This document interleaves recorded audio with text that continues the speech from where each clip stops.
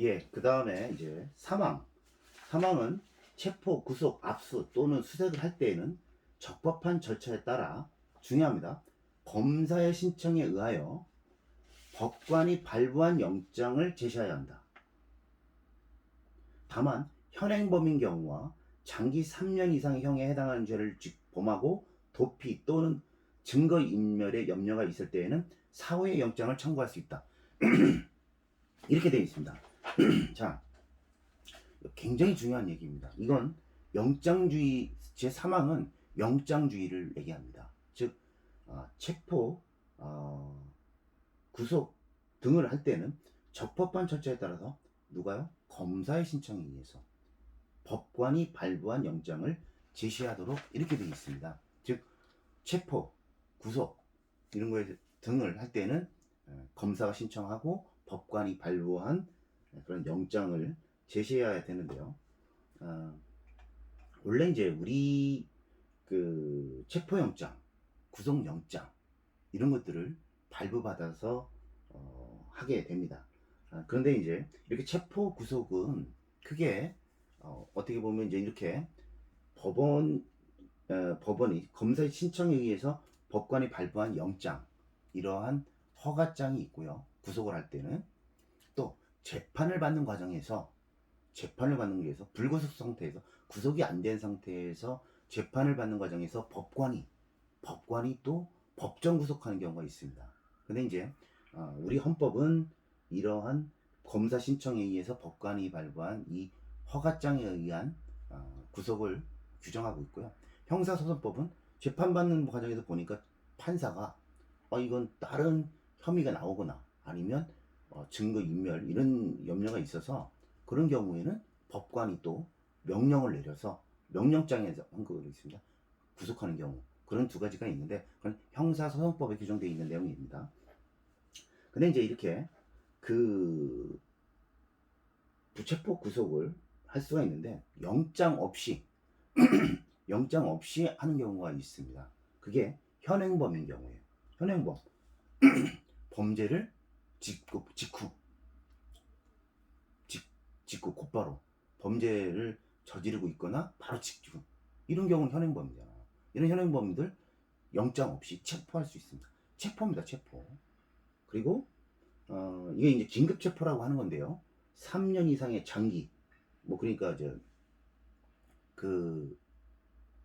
사형 무기 또 3년 이상 이런 중대한 이런 죄를 질 때는 우리 신문이나 이런 데 보면 뉴스나 이런 데 보면 긴급 체포했다 그러잖아요. 중대한 범죄를 짓고 그리고선 증거 인멸이라든가 도주 우려가 있거나 이런 부분들은 긴급 체포합니다.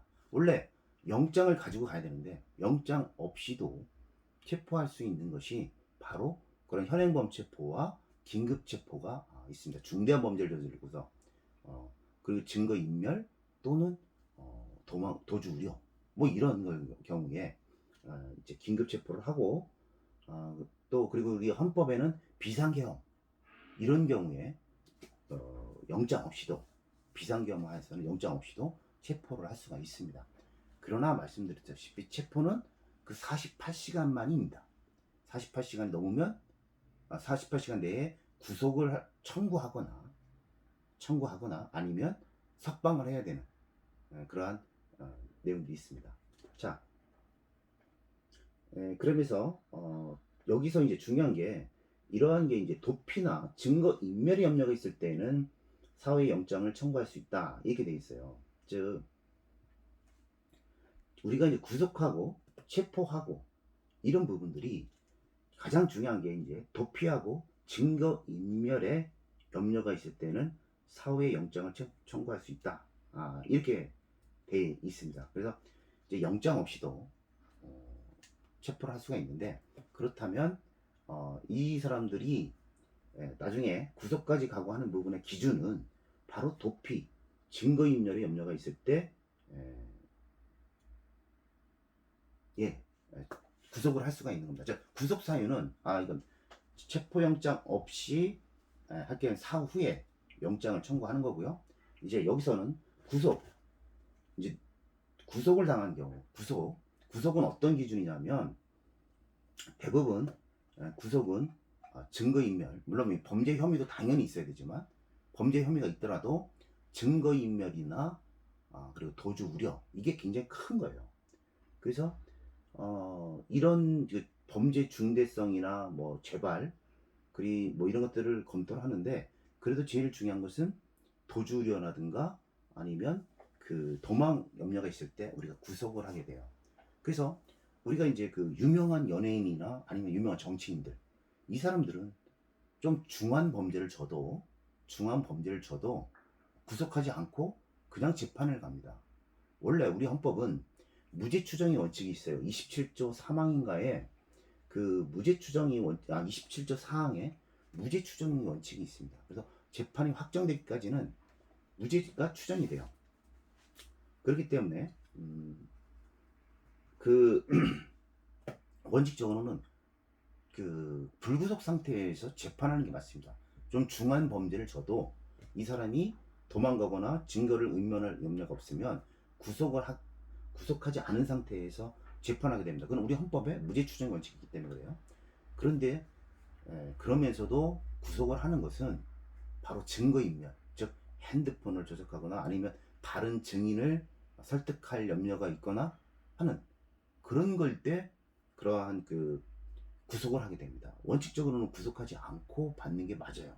그래야지 그 재판을 하면서 서로 대등한 관계에서 해야 되는데, 인신을 구속하게 되면 자유롭게 방어력을 행사할 수가 없지 않습니까? 그래서 원칙적으로는 그 구속을 하지 않는 상태에서 하는 게 맞는데 이제 도주라든가, 그리고 일반인들은 거의 도주 우려로 중한 범죄를 짓게 되면 도주 우려가 있다는 걸로 봐서 대부분 다 구속을 합니다.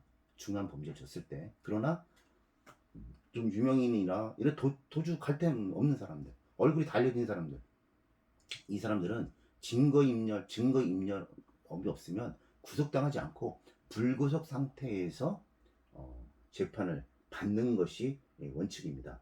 그래서 체포는 48시간이라고 했는데 구속은 경찰에서 10일, 검찰에서 10일, 또 10일 더 연장할 수 있습니다. 그래서 그 수사 단계에서 최장 30일, 그리고 이제 피고, 즉 재판으로 넘어가면 이때는 이제 피고인이 되는 거죠. 피고에서는 뭐 두 달 뭐 해서 1심에서 뭐 6개월 뭐 이런 또 구속 기간이 있습니다. 그 구속 기간이 지나면 석방을 해야 돼요. 재판받는 과정이라도 그 법적인 구속 기간 이게 되면 석방을 해야 되는 겁니다. 그래서 이렇게 우리 헌법은 구속이나 체포에 영장주의를 채택을 하고 있고요. 또 구속도 가능하면 영장실질심사를 거쳐서 판사가 이 사람이 증거인멸이라든가 도주 우려가 있는지 이런 심사를 해서 구속을 합니다. 그리고 엄격하게 구속까지는 엄격하게 가고, 또 구속에도 기간이 있어요. 경찰에서 10일, 검찰에서 최장 20일, 또 뭐 재판 단계에서도 뭐 6개월 뭐 이런 식이 있어서 재판을 받는 과정에서도 구속되다가 재판이 길어질 수가 있지 않습니까? 그렇다면 석방해야 됩니다. 석방하고 그 다음에 재판 결과에 의해서 다시 이제 구속을 하든지 하더라도 일단은 그 기간들이 있어요. 근데 그 기간들을 재판하면서 또 연장을 하는 게 이제 있습니다.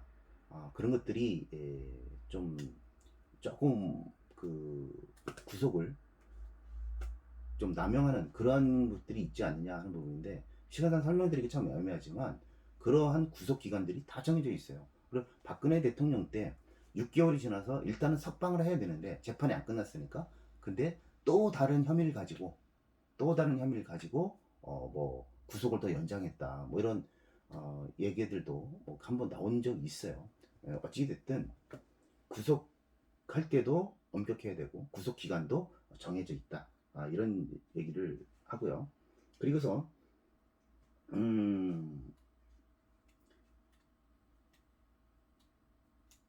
그리고서 6항을 한번 보시죠. 누구든지 체포 또는 구속을 당한 때에는 적부의 심사를 법원에 청구할 권리를 가진다, 이렇게 돼 있어요. 즉 원래는 사망에서는 그런 영장에 의해서 구속을 해라. 그러니까 구속이 됐어요. 구속이 됐는데 그럼 6항에서는 뭐라고 돼 있냐면 이 구속된 사람들에 대해서 그럼 그 구속이 적법한지 부적법한지를 또 법원에 심사를 청구할 수 있다는 거예요. 그러니까 이게 구속적부심사입니다. 구속적부심사. 즉 구속을 당한 사람들은 판사 앞에서 영장실질심사를 거쳐서 구속이 됐어요. 구속이 됐는데 아무리 생각을 해도 나는 억울하다. 이 구속당할 만한 사유가 아니다. 라고 한다면 또 다시 한 번 더 법원에 구속적부심사를 청구할 수 있다는 겁니다. 그래서 우리 기존에 체포도 마찬가지입니다. 체포되고 나서 체포적부심사를 할 수 있습니다. 기존에 그 박근혜 정부 때 그 고영태라고 했던 그분이 체포를 당하니까 체포적부심사를 했어요. 물론 기각됐습니다. 체포 같은 경우는 사실 48시간이기 때문에 그렇게 실익이 별로 없어요.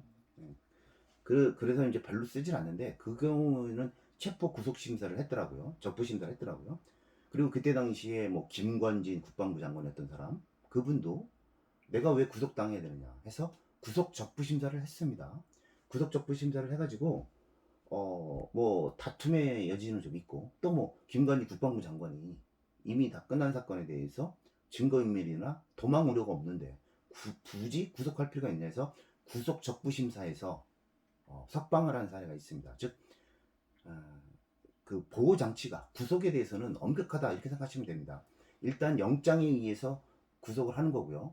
그리고 영장 실질 심사에 의해서 판사가 한번 검토를 하고 그리고 나서 구속이 되고 나서는 또 다시 법원에다가 나 구속당한 게 억울하다 해서 다시 구속 적부심사를 할 수 있다.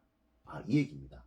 그래서 3항하고 6항은 법원에 청구를 할 권리를 가진다. 이 내용은 같이 연결해서 이렇게 이해를 하시면 될 것 같습니다. 자, 그 다음에 이제 4항 보시죠. 누구든지 체포 또는 구속을 당할 때에는 즉시 변호인의 조력을 받을 권리를 가진다. 다만 형사 피고인이 스스로 변호인을 구할 수 없을 때는 법률이 정하는 바에 의하여 국가가 변호인을 붙인다. 이렇게 되어 있습니다. 자, 누구든지 체포나 또는 구속을 당할 때에는 즉시 변호인의 조력을 받을 권리를 줍니다. 근데 이건 지금 우리 현행은 체포 구금 전에 이미 체포되기 전에도 소환 뭐 이런 단계에서도 변호인 조력을 받을 경우가 있습니다. 즉 뭐 체포를 하거나 뭐 할 때도 어떤 조사를 받을 때도 변호인하고 같이 가잖아요. 그 영장 없이 체포할 때도 변호인 올 때까지 기다리는 거죠. 나 변호인 와야 얘기하겠다. 이게 지금 우리 헌법에서는 아예 체포 또는 구속을 당할 때는 즉시 변호인의 조력을 받을 권리를 하고 있습니다. 원래 이제 그래서 지금 그 체포 구속인데요. 우리가 원래는 원칙적으로 이제 자기가 변호인을 사는 것이 원칙이죠. 그러나 만약에 이제 여건이 좀 되지 않으면 변호인은 사실상 이제 갑자기 선임하거나 이런 경우 이제 돈도 많이 들고 뭐 이렇게 하니까 이제 국가가 형사 피고인인 경우 수사 기소를 하면 즉 재판에 넘기면 피고인인데 그 전은 피의자거든요. 피의자에 대해서는 사실상 헌법에서는 규정하고 있지 않아요. 근데 지금 이제 피고인인 경우에는 우리 헌법에서 변호인의 조력을 받을 그래서 스스로 변호인을 구할 수 없을 때 피고인인 경우에 스스로 변호인을 구할 수 없을 때는 법률이 정하는 바에 의해서 국가가 변호인을 붙이도록 되어 있습니다. 그래서 재판에 넘어가 있는 이 피고인들은 예를 들어서 법률에 뭐 구속당한 사람, 불구속 상태에서 재판받고 있는 사람들한테는 해당이 없는데 구속당해서 재판을 받는 사람들, 이 사람들은 국가가 본인이 변호인을 선임하지 않으면 국가가 국선 변호인을 붙여줍니다. 즉, 그 재판을 받고 있는 구속된 피고인, 이 사람은 변호인이 없으면 안 됩니다. 국가가 변호인을 붙여줘요. 뭐 그리고 뭐 당연히 그 불구속이라도 피고인이 뭐 미성년자 또는 뭐 70세가 넘은 자, 이런 사람들은 국가가 불구속 상태에서 재판을 받더라도 이 사람들에 대해서는 누군가가 변호를 해줘야 되잖아요. 미성년자가 혼자 재판을 받는다는 건 말이 안 되는 거지 않습니까? 그런 거 여건이 안 되면, 또 70 넘으신 분들, 이런 분들 이해하는 거 어렵잖아요. 그렇기 때문에 또 뭐 신체적으로 뭐 농아자라든가 뭐 이런 분들, 그리고 또 법률에 무슨 뭐 아주 중대한 그런 그 사건, 뭐 예를 들어 뭐 사형 무기 뭐 3년 이상의 징역에 해당되는 그런 죄들, 이런 죄들을 짓고 있는 사람들에 대해서 변호인이 없으면 이런 것은 국가가 국선 변호인을 선임해 주게 됩니다.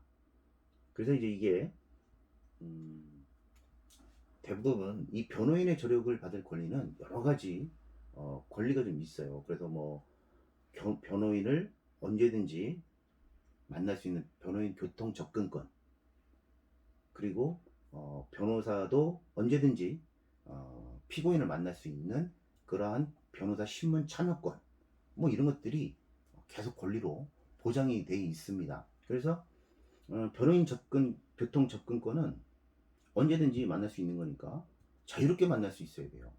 예를 들어 변호인하고 피고인하고 만나서 어떤 상의를 하는데, 이게 만약에 어떤 교도관이, 수사관이 그 상의를 하는 거에서 입회하면 그건 안 되는 거죠. 그건 변호인 교통 접근권을 위배하는 겁니다. 그리고 여러 가지 이제 변호사가 이제 내가 언제든지, 내가 이제 뭐 횟수 제한은 있지만 내가 피고인을 만나서 상의할 게 있다 라고 하면 그 절차를 보장해 줘야 되는 겁니다. 횟수 제한은 있지만. 그래서 이렇게 자유롭게 해야 되고, 옛날에는 피고인이 변호사나 이러한 어떠한 그 서신을, 편지를 보낼 때 검열이 됐었어요. 이거 절대 안 되죠.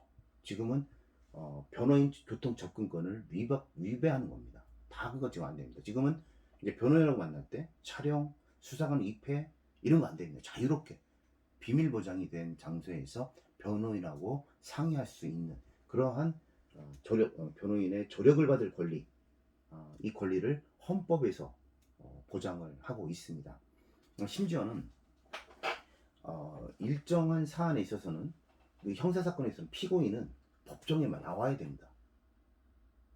민사에서는 걸석재판이 인정되지만 형사에서는 걸석재판이 거의 인정이 되지 않아요. 그런데 만약에 이제 그 변호인 걸석재판이 많이 이루어졌다, 뭐 병이라든가 아니면 뭐 끝까지 거부해서 만약에 이제 걸석재판이 이루어진다 해도 변호인은 반드시 있어야지 재판이 이루어집니다. 만약에 그 국선 변호인도 만약에 안 나온다 라고 하면 법원이 그 법정 안에 있는 변호사 선임해야 돼요. 그래서 변호사는 반드시 있어야 돼요. 법에 있는 그 국선 변호인을 선임할 수 있는 그러한 상황일 때는 반드시 변호사가 입회하여서 재판이 이루어져야 되는 겁니다. 그래서 어떻게 보면 이제 이런 것들이 그 변호인의 접견권, 이런 것들은 이제 어떤 알 권리, 뭐 아니면 변호권, 변호인 조력권, 뭐 이런 것들하고 같이 이어서 생각할 필요가 있다, 이렇게 보시면 됩니다. 자, 사항 보셨어요. 그래서 변호인의 조력을 받을 권리다. 또 5항. 자, 5항은 이제 적법 절차 중에 하나입니다. 누구든지 체포 또는 구속의 이유와 변호인의 조력을 받을 권리가 있음을 고지받지 않고는 체포 또는 구속당하지 아니한다. 또 체포 또는 구속을 당한 자의 가족 등 법률이 정하는 자에게 그 이유와 일시, 장소가 지체 없이 통지되어야 한다, 이 얘기입니다. 이거는 적법 절차 원칙하고도 같다고 볼 수가 있어요. 그래서 이 그런 체포 구속을 당할 때는 구속을 당할 때 한 미란다 원칙 중에 하나죠. 미란다 원칙을 할 때 중요한 것은 체포를 왜 했고 당신은 변호인의 조력을 받을 수가 있고 또 아까 말씀드린 진술과 복권 당신은 묵비권을 행사할 수 있다 라는 것들을 사전에 고지해야 돼요. 그리고 우리 그 영화라든가 이런 거 볼 때 경찰관이 그 미란다의 원칙 지금 좀 전에 그런 얘기들을 막 알려주잖아요. 체포를 하면서 당신은 뭐 사기 혐의로 당신은 뭐 폭행 혐의로 체포를 합니다. 당신은 당신에게 불리한 이야기를 묵비권을 행사할 수 있고 또 변호인의 조력을 받을 권리가 있다 라는 것들을 체포하면서 그런 내용들을 고지를 하지 않습니까? 예, 그런 고지 없이 만약에 체포나 구속하게 되면 그것은 부적법하게 되는 거고요. 그렇게 되면 그 부적법한 체포로 인해서 얻게 되는 진술 같은 것들은 또한 법정에서 활용하지 못할 수가 있어요. 무죄가 나올 수가 있는 것이죠. 그래서 적법 절차 원칙이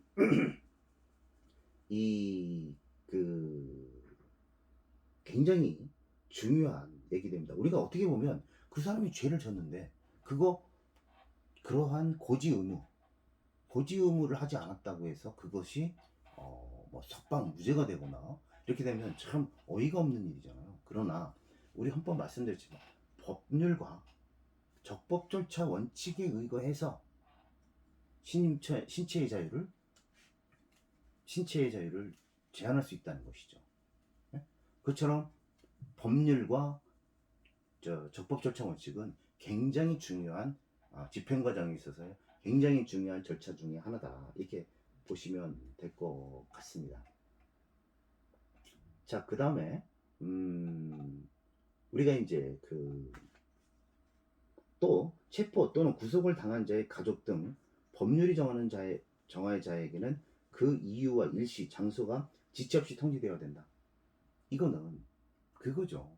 체포를 하거나 구속을 하거나 하게 되면 그 가족들에게 왜 체포되고 어디로 체포 구속됐는지 이런 내용들을 가족들에게 알려야 된다는 겁니다. 이건 뭐 군사 정부 때 사실은 뭐 어디로 끌고 왔는지도 모를 만큼 이렇게 이제 그런 행위들이 많이 이루어졌지 않습니까? 불법 행위들이 그런 것을 우리 헌법에다가 담은 거예요. 우리 현대사를 담고 있는 그러한 조항이다. 뭐 이렇게 보시면 될 것 같습니다. 자, 그 다음에 이제 아까 6항은 설명드린 겁니다. 누구든지 체포, 구속을 당할 때는 적부의 심사를 법원에 청구할 권리를 가진다. 네, 이렇게 돼서 체포, 구속 다 긴급 체포로 돼도 적부 심사할 수 있는 겁니다. 체포가 돼도 적부 심사할 수 있고 또 구속이 돼도 또 적부 심사할 수 있고요. 네, 그래서 이런 부분들은 우리가 두텁게 보호를 하고 있는 겁니다. 그래 신체의 자유는 어찌됐든 영장주의에 의해서 하고 또 영장 실질심사를 거쳐서 하고 그 다음에 적부심사를 또 할 수 있다. 이렇게 아시면 될 것 같습니다. 그래서 6항은 이미 설명을 드렸고요. 7항 피고인의 자백이 고문, 폭행, 협박, 구속의 부당한 장기화 또는 기망, 기타의 방법에 의하여 자의로 진술된 것이 아니라고 인정될 때 또는 정식 재판에 있어서 피고인의 자백이 그에게 불리한 유일한 증거일 때 이를 유죄의 증거로 삼거나 이를 이유로 처벌할 수 없다. 이 얘기입니다. 자, 피고인의 자백이 있는데 그것이 고문에 의해서 또는 폭행 또는 아까처럼 부당한 장기화, 구속의 부당한 장기화, 구속을 예를 들어 법정 뭐 10일 검찰에서 10일 있었는데 이것을 뭐 더 초과해서 구속을 하거나 이런 구속 기간을 위배하거나 할 때 이러한 진술된 거 이러한 사유로 진술됐다면 설사 그 사람이 죄가 있든 없든 그러한 수사 과정에서의 폭행 또 구속 기간의 장기화 뭐 고문 이런 게 이루어졌다면 저 자백은 증거 능력이 없습니다. 즉 채택을 하지 못해요. 그러면 풀려날 수도 있는 것이죠. 그렇기 때문에 이제 여기서 고문, 폭행, 협박 뭐 이런 것들은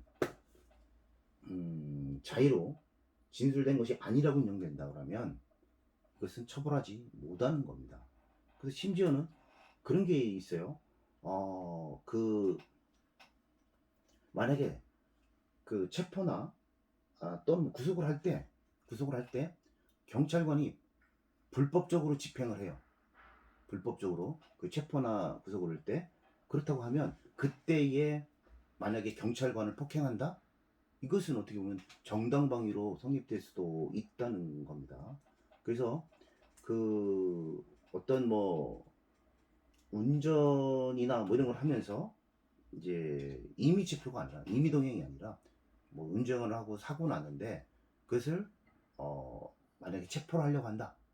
근데 사실상 이제 그 도주나든가 뭐 증거인멸도 없고 또 뭐 주변 사람도 다 알고 있는 이런 내용이면 이건 뭐 임의동행식으로 가는 게 맞거든요. 근데 만약에 그러한 경찰관을 만약 폭행했어요. 즉 체포 과정에서 어찌됐든 좀 부적법하게 부당하게 체포한다고 하면 그것은 공무집행방해가 성립되지 않습니다. 오히려 어떻게 보면 정당방해가 성립될 수도 있어요. 그래서 그런 죄들은 적법한 그런 절차들이 있어야 되는 것이고, 예, 그건 약간 좀 다르네요, 참. 어쨌든 이제 이 피고인의 자백이 그러한 폭행이나 협박, 구속 이런 걸로 인해서는 그 증거 능력이 상실된다. 이렇게 보시면 될 것 같습니다. 예, 그 다음에 이제 정식 재판에 있어서 피고인의 자백이 유일한 증거일 때, 이때는 증거로 삼거나 이를 사유로 처벌할 수 없습니다. 즉 자기의 자백, 다른 보조의 증거물이 없고 자기가 뭐 예를 들어서 자기가 누구를 살해했다. 그것만으로 그 자백만 있다. 그러면 그걸 처벌하지 못합니다. 그렇기 때문에 자기가 살해를 했다고 하는 그 유일한 증거, 유일하게 이 부분이라도 이것은 그래서 경찰들이 그 증거물을 확보하기 위해서 시신도 찾고 막 그러잖아요. 자기가 유일한 자백만 있으면 처벌하지 못합니다. 물론 뭐 그거에 관련된 CCTV라든가 이런 게 여러 가지 정황이 만약 있다면 뭐 가능하겠지만 증거물을 찾지 못하고 유일하게 자기가 그 유일한 증거물이다 이렇게 하다면 그는 사실상 증거로 유죄로 채택하기가 사실 굉장히 힘든 것이죠. 자, 그래서 이러한 뭐 거짓말 탐지기 같은 거 막 그런 것도 하잖아요. 그래서 이제 이런 자백의 어떤 증거 능력이 제한이 돼요. 근데 이제 거짓말 탐지기 같은 경우도 뭐 동의하지 않는 데 쓴다. 그럼 그 자백은 활용이 안 될 수 있습니다. 그것은 동의를 피의자 피고인 동의를 얻어서 승낙을 얻어서 하는 경우에 또 뭐 그리고 마취해서 분석하는 거지 않습니까? 이런 것들도 동의가 있어야 돼요. 그런 거고 뭐 여기서 이제 고문을 하게 되면 이제는 뭐 국가가 아까도 얘기했지만 불법행위로서 국가가 배상 책임을 지는 그러한 이 사항들이 이제 이 자백의 증거 능력을 제한하는 이 7조에 해당이 된다. 이렇게 보시면 될 것 같습니다. 오늘 12조 설명을 좀 드렸습니다. 지금까지 봤던 10조, 11조, 12조는 헌법에서 워낙 중요한 조문들이에요. 그렇기 때문에 이제 한 시간에 수업을 같이 하고 있는 건데 다음 주부터 보게 되는 이제 13조부터는 이제 쭉쭉쭉 진도가 나갈 겁니다. 왜냐면 뭐 거의 보시다시피 거주 이전의 자유, 양심의 자유, 종교의 자유 뭐 이런 것들은 관련된 판례만 보면 쭉쭉 갈 수 있는 부분인데 지금까지 봤던 이런 내용들은 굉장히 중요한 내용들을 담고 있습니다. 그래서 네, 참. 그리고 참 오늘 간단히 좀 볼게요. 13조까지 하겠습니다. 참. 13조 모든 국민은 행위시 법률에 의하여 범죄를 구성하지 아니하고는 행위로 소추되지 아니하며 동일한 범죄에 대하여 거듭 처벌받지 않는다. 간단하게 보겠습니다. 이거 기존에 계속 설명을 좀 드렸던 건데 죄형법정주의에서 동일한 범죄에 대해서 행위시 법률에 의해서 범죄를 구성하지 않고는 소추되지 아니한다는 거예요. 그러니까 내가 범죄를 저지를 당시의 그 법, 이게 죄형법정주의랑 똑같은 거죠. 내가 행위 시제는 법이 아니었는데 갑자기 나중에 법으로 그 행위를 죄가 된다 이렇게 놓고 처벌하게 되면 이거는 예측 가능성이 없는 거잖아요. 지금 제가 어떤 행위를 했을 때 그 법이 지금은 죄가 안 된다고 하면 나중에 사후에 만든 법으로 처벌할 수 없다. 이것이 법률 불소급의 원칙, 소급효 금지의 원칙인 겁니다. 그래서 이런 경우에 아까 조금 설명이 좀 드렸었는데요. 아까 참 12조에서 그 적법한 절차에 의하지 않고는 처벌, 보완 처분 뭐 이런 얘기 있었는데 이 보완 처분 이야기가 그 얘기예요. 보완 처분이라고 하는 것은 실제적으로 그 형벌은 아닌데 그 나중에 이제 상습적으로 살인범이나 또는 뭐 아동 성폭력범들 미래의 재범 가능성을 줄이기 위해서 그 미래에 그러한 그 범죄 예방, 범죄 예방을 위해서 처분하는 것이 바로 보완 처분입니다. 그래서 뭐 옛날에 전자발찌, 그 사회봉사명령, 뭐 성프로그램, 뭐 형벌을 다 삼고 나서 그 이후에 또 이러한 부가적으로 범죄 예방을 하기 위한 처분이 바로 이 보완 처분입니다. 이것이 이제 보완 처분이 이런 법률 불소급의 원칙, 소급효 금지 원칙에 적용되느냐 하는 논란이 있었어요. 그래서 최근에 뭐 조두순 사건 같은 경우도 이제는 그 조두순 사건 같은 경우에 보호 수용제도를 진짜 또 재발 위험이 많으니까 보호 수용제, 즉 일정한 기간 격리하자 뭐 이런 건데 사실상 어렵죠. 왜냐하면 행위 시에 때는 그 법이 없었지 않습니까? 지금 그 법을 만든다면 적용이 안 되죠. 왜냐하면 형기가 완료가 됐기 때문에 형기가 완료된 이후에 또 그걸 처벌한다고 하면 형기가 완료 안 됐다면 모르지만 형기가 완료된 이후에 그 법이 만들어져서 한다면 그거는 소급효 금지 원칙 또는 다음에 나오게 되는 이중처벌 금지 원칙 여기에 다 걸릴 수가 있습니다. 그래서 이제 그 이중처벌 이것은 한번 여러분들이 살펴보시고요. 다만 이런 그 소급효를 인정하는 경우가 있어요. 그 예를 들어서 친일 재산, 그 친일 재산이면 거의 한 100년도 넘었지 않습니까? 근데 이런 경우는 그 나중에 어떤 예견 가능성도 있고요. 또 공익이 그 사회 공익, 정의 이것이 워낙 중대해서 이런 경우에는 소급효를 인정하고 있습니다. 그래서 친일 재산파들, 친일 재산을 환수하는 거 그때 당시에 그 사람들이 소급효 금지 원칙 주장했었거든요. 헌법재판소가 그 소급해서 친일 재산을 지금이라도 빼앗는 것은 워낙 공익에 중대한 공익에 해당되기 때문에 소급효가 인정된다 라고 보고 있습니다. 자, 그 다음에 13조 간단하게 볼게요. 모든 국민은 소급입법에 의해서 참정권의 제한을 받거나 재산권을 박탈당하지 아니한다. 그렇습니다. 소급입법에 의해서 참여하는 것. 내가 정치에 참여하는. 즉 예를 들어서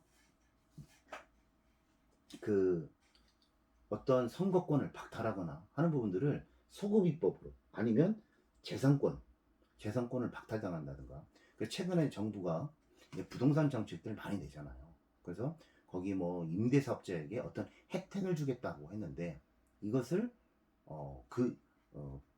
그 임대 사업이 끝나기 전에 그러한 혜택들을 없앤다 라고 발표를 한 번 했었어요.